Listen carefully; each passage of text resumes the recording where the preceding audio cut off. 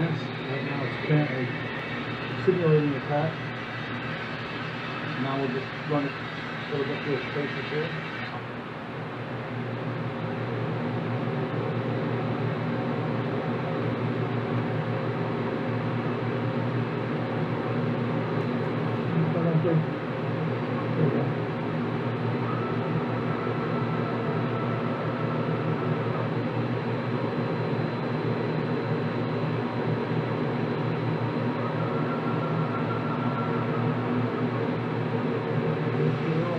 Yeah. And then, do you have an hour meter on here? No. Yeah, we have a picture of the hour meter.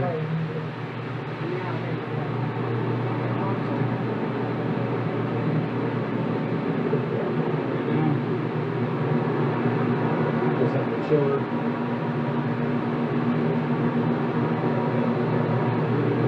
Just to verify. 591-063-101-0024. This is manufactured